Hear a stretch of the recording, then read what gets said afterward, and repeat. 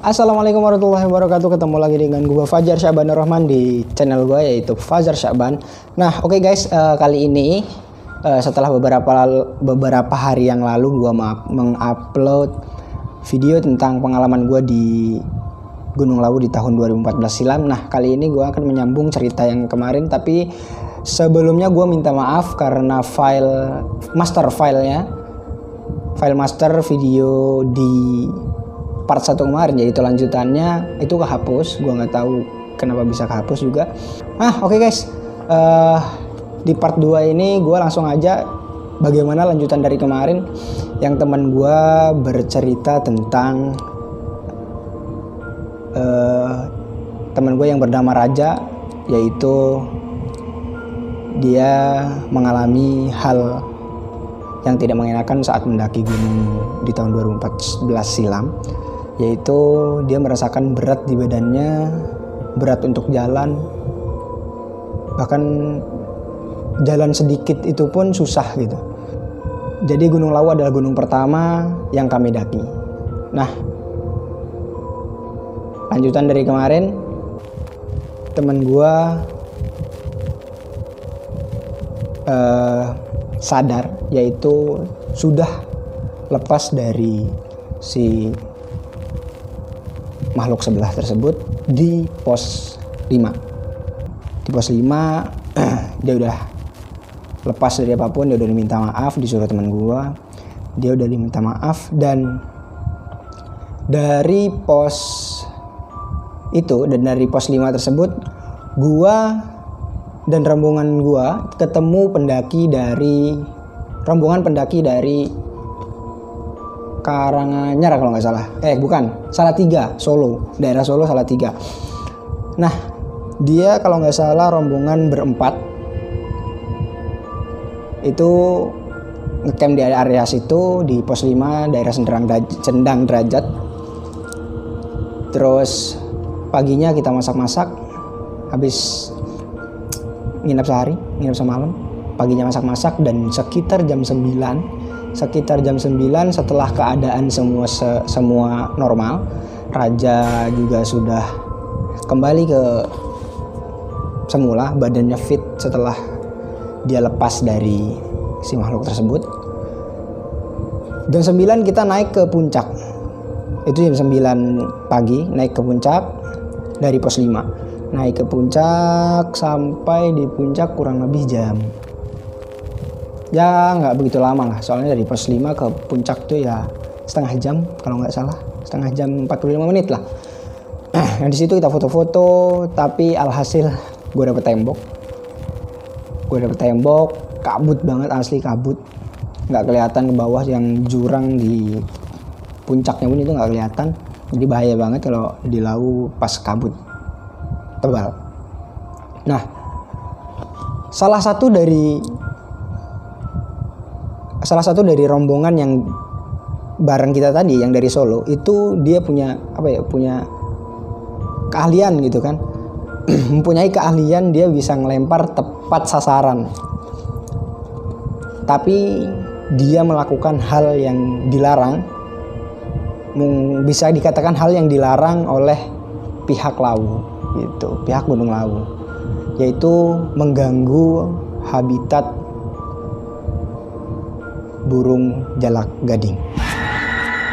Dia tuh seperti kayak megang batu gitu kan, terus di suatu pohon gitu, kayak suatu pohon itu ada burung jalak gading hinggap di salah satu rantingnya. Nah, si pendaki dari Solo ini, rombongan yang bareng gue tadi, dia tuh kayak pengen ngebuktiin bahwa dia tuh bisa gitu. Cara dia nembak tuh unik. Dia bukan ngeker sih, apa bahasanya? Ya ngeker lah.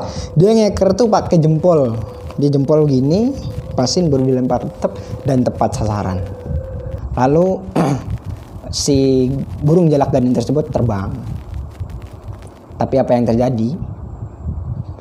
terjadi setelah kita turun dari puncak sampai pos 5, sampai tempat kita camp tadi, tendanya hilang. Tendanya hilang guys. Dan ditanya sama pendaki-pendaki yang ada di sekitaran situ, sama Simbok penjaga toko, sama mbah yang di warung, toko bukan toko sih, warung. Yang penting kejadian itu terjadi setelah si rombongan yang bareng gua ke puncak tadi,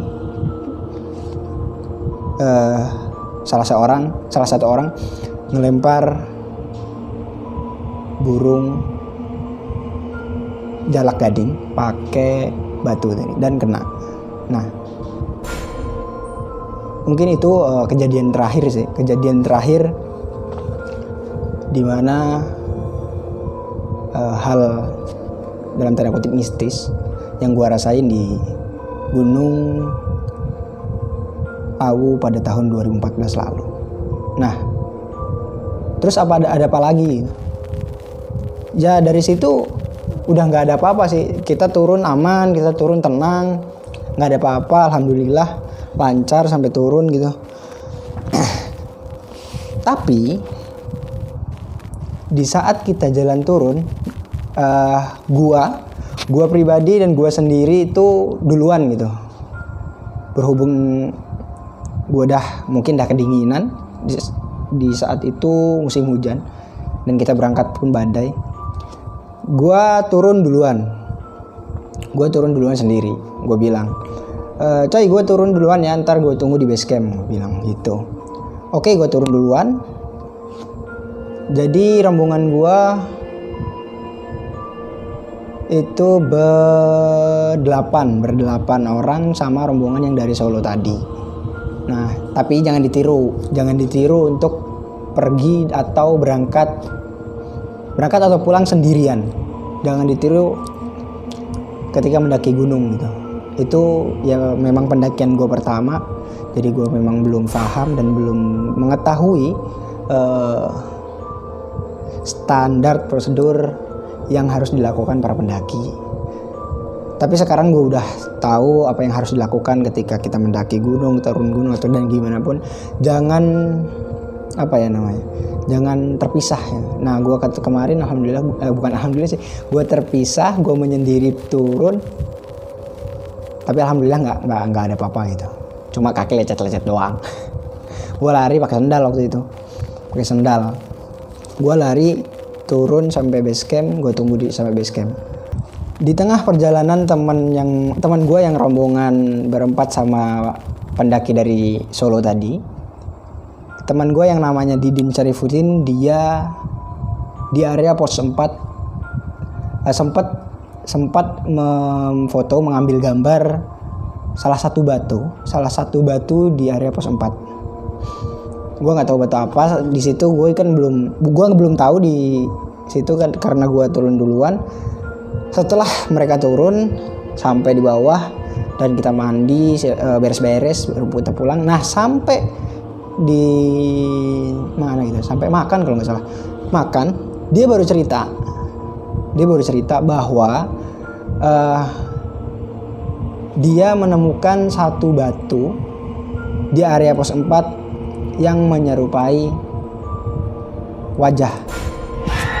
Batu yang difoto tadi menyerupai wajah. Dan ketika diteliti, ketika dia amati, dia bercerita kepada gua dan ketiga teman gua yang notabene nggak tahu apa-apa tentang hal-hal yang begitu. Katanya dia, anjing gua merinding. Sorry. Katanya dia, si wajah tersebut menyerupai atau mirip sama orang yang digendong sama raja di pos 2 tadi. Di pos 2 di part pertama.